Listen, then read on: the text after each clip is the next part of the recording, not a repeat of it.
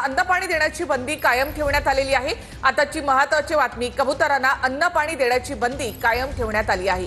मुंबई हायकोर्टामध्ये या संदर्भामध्ये सुनावणी झाली। यावर कोर्टाने काही प्रश्न देखील विचारलेले आहेत।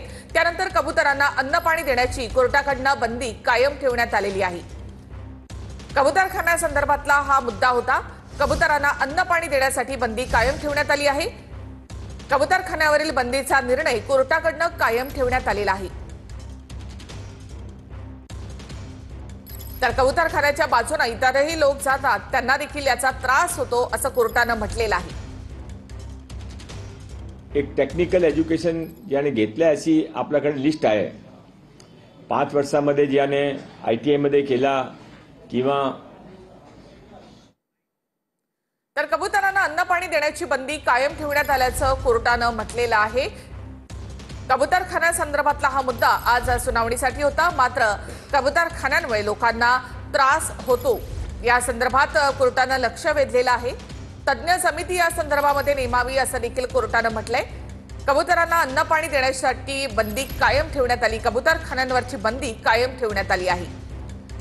दादरच्या कबुतरखान्याजवळ आंदोलन करण्यात आलेलं होतं आणि कबुतरखाना खुला करा अशी मागणी करण्यात आली होती। त्यानंतर यावर मुंबई हायकोर्टानं ही बंदी कायम ठेवली आहे। तज्ञ समिती गठीत करून याचा अभ्यास करा असं कोर्टानं म्हटलेलं आहे। कबुतरांना खाद्य देण्यावरची बंदी कोर्टाकडून कायम ठेवण्यात आली आहे।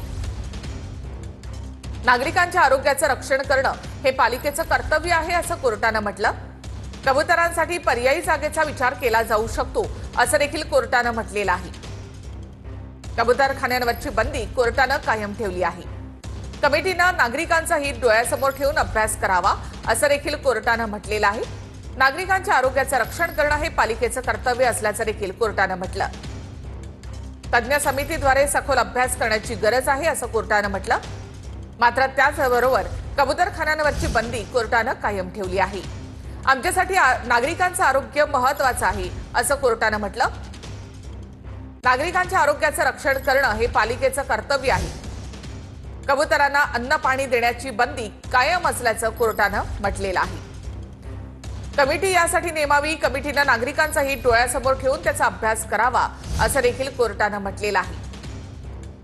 तर आमच्यासाठी नागरिकांचं आरोग्य महत्त्वाचं आहे। कबुतरखान्याच्या बाजूने हजारो लोक जात येत असतात, त्यांच्याही आरोग्याचा प्रश्न असल्याचं कोर्टानं या सुनावणीवेळी म्हटलेलं आहे। कबुतरांना खाद्य देण्यावरची बंदी कोर्टाकडून कायम ठेवण्यात आली आहे। मुंबई पालिकेकडून कबुतरखाने बंद करण्यात आलेले आहेत। त्यानंतर कोर्टाने देखील आता आमच्यासाठी नागरिकांचं आरोग्य महत्त्वाचं असल्याचं म्हटलंय आणि कबुतरखान्यांवरची बंदी कायम ठेवली आहे। कोर्टाने आपला आधीचा निर्णय हा कायम ठेवलाय। तज्ञ समितीच्या अहवालानंतर पालिकेने निर्णय घ्यावा असंही कोर्टाने म्हटलेलं आहे।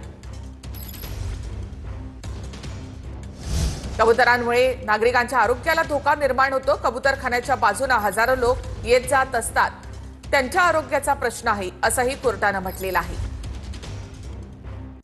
कबुतरांना अन्न पाणी देण्याची बंदी कायम असल्याचं कोर्टाने म्हटलं। कोर्टाने आपला आधीचा निर्णय कायम ठेवलेला आहे। तज्ञ समितीद्वारे सखोल अभ्यास करण्याची गरज असल्याचं कोर्टाने म्हटलं। नागरिकांचं हित, त्यांचं आरोग्य लक्षात घेऊन तज्ञ समितीनं यावर अभ्यास करावा असं कोर्टाने म्हटलेलं आहे। आम्ही दिलेल्या आदेशाचा कुणीही अवमान करू नये असं देखील मुंबई हायकोर्टाने म्हटलंय। थेट आपण जाऊयात आमच्या प्रतिनिधी निवृत्ती बाबर यांच्याकडे। निवृत्ती, नक्कीच आपण पाहतोय की जो हायकोर्टानं 2 ऑगस्ट रोजी निर्णय दिला होता तोच निर्णय कायम ठेवलेला आहे। हायकोर्टानं आज देखील तोच निर्णय दिलेला आहे की जो अगोदर जे कबुतरांना खाद्य देणाऱ्यांच्यावरती जी कारवाई करण्यात येत होती ती कारवाई अशीच सुरू ठेवावी आणि कोणीही खाद्य टाकू नये असे जे आदेश जे आहे ते हायकोर्टानं दिल्याचं आपल्याला पाहायला मिळते। त्याच्यामुळे अनेकांची मागणी होत होती की अन्न पाणी देण्याविषयीची जी आहे ती मागणी जी आहे ती संपूर्णपणे हायकोर्टानं फेटाळल्याचं आपल्याला पाहायला मिळतंय आणि ज्या पद्धतीने जे कबूतरखाने मुंबईमध्ये आतापर्यंत 51 ते 52 कबूतरखाने मुंबई महानगरपालिकेच्या वतीनं बंद करण्यात आले होते, ते कबूतरखाने बंदच असतील, कोणतेही कबूतरखाने सुरू करण्यात येणार नाहीत असं हायकोर्टानं सांगितल्याचं आपल्याला पाहायला मिळतंय। कारण ज्या पद्धतीने कबुतरांमुळे आजूबाजूच्या नागरिकांना त्याचसोबतच ये-जा करणाऱ्या नागरिकांना जो त्रास होतो, तो त्रास पाहून जो आहे तो कोर्टानं हा निर्णय घेतल्याचं आपल्याला पाहायला मिळतंय। कोर्टानं हे देखील सांगितलेलं आहे की ज्या पद्धतीने आम्ही जी कारवाई करण्यात सांगितलेली आहे, जी कारवाई होते त्याचा अवमान कुठेही होणार नाही याची संपूर्णपणे काळजी घ्या, अन्यथा तुम्हाला जे पुढे कायदेशीर बाबी म्हणजे जर तुम्हाला वरती सुप्रीम कोर्टामध्ये जायचं असेल तर सुप्रीम कोर्टामध्ये जाण्याचा देखील मार्ग तुमच्याकडे आहे, परंतु कोर्टानं जो आदेश दिलाय त्याचा अवमान कुठे होणार नाही याची काळजी घेण्याचे आदेश देखील जे आहेत ते कोर्टाने दिल्याचं आपल्याला पाहायला मिळतंय। कारण की याच्या अगोदर आपण जर पाहिलं तर जैन समुदायाच्या वतीनं सांगण्यात आलं होतं की जर आम्हाला हायकोर्टामध्ये न्याय मिळाला नाही तर आम्ही सुप्रीम कोर्टामध्ये जाणार, परंतु कबूतरखाने बंद होऊ देणार नाही। काही ठराविक वेळेमध्ये जे आहे ते ठराविक वेळेमध्ये आम्हाला खाद्य टाकण्याची परवानगी देण्यात यावी अशी देखील यांची मागणी होती, परंतु या सर्व मागण्या ज्या आहेत त्या हायकोर्टानं फेटाळल्याचं आपल्याला पाहायला मिळतंय। आणि ज्या पद्धतीने अगोदर जो आदेश दिला होता तो आदेश कायम ठेवण्यात आलेला आहे आणि कबुतरांना खाद्य टाकतील किंवा कबुतरांच्या इतर कबूतरखान्यांमध्ये जे खाद्य टाकतील त्यांच्यावरती थेट कारवाई आता मुंबई महानगरपालिकेकडून करण्यात येणार। कारण की जो हायकोर्टानं अगोदरच जो आदेश दिला होता तो कायम आदेश जो आहे तो कायम ठेवण्यात आलेला आहे। त्याच्यामुळे आता महानगरपालिकेची कारवाई असेल त्याकडे कशा पद्धतीने जैन समुदायाची लोक पाहतात हे पाहणं महत्त्वाचं असेल। कारण की काल ज्या पद्धतीने या ठिकाणी जैन समुदाय रस्त्यावर उतरला होता आणि जी मुंबई महानगरपालिकेकडून कारवाई करण्यात आली होती त्या कारवाईचं कुठेतरी उल्लंघन जे आहे ते उल्लंघन जैन समुदायाच्या नागरिकांकडून करण्यात आलं होतं आणि त्याचवरती हायकोर्टानं देखील बोललेलं आहे की हायकोर्टानं सांगितलं की कोणताही कोर्टाचा अवमान होणार नाही, असं कोणतेही कृत्य तुम्ही करू नका।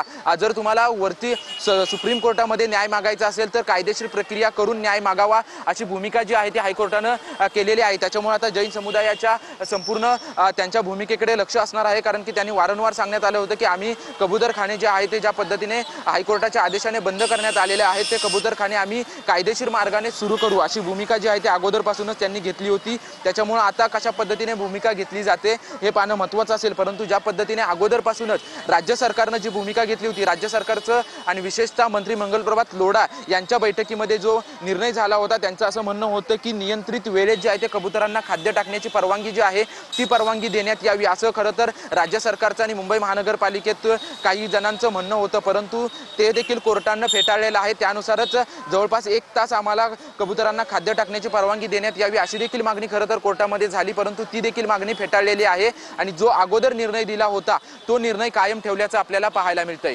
निखिला, नक्कीच कबुतरांना अन्न पाणी देण्याची बंदी कोर्टाकडनं कायम ठेवण्यात आली आहे। आमच्यासाठी नागरिकांचं आरोग्य महत्त्वाचं असं कोर्टानं म्हटलं। तज्ज्ञांची समिती यासाठी नेमण्यात यावी आणि नागरिकांच्या आरोग्याच्या दृष्टीनं त्या तज्ज्ञ समितीनं अभ्यास करावा असं कोर्टानं म्हटलेलं आहे। कबुतरांसाठी पर्यायी जागेचा विचार केला जाऊ शकतो असंही कोर्टानं म्हटलं। आमच्यासाठी नागरिकांचं आरोग्य महत्त्वाचं आहे असं कोर्टानं म्हटलं। तसंच आपल्या निर्णयाचा कुठेही अवमान होऊ नये असं देखील कोर्टानं म्हटलेलं आहे।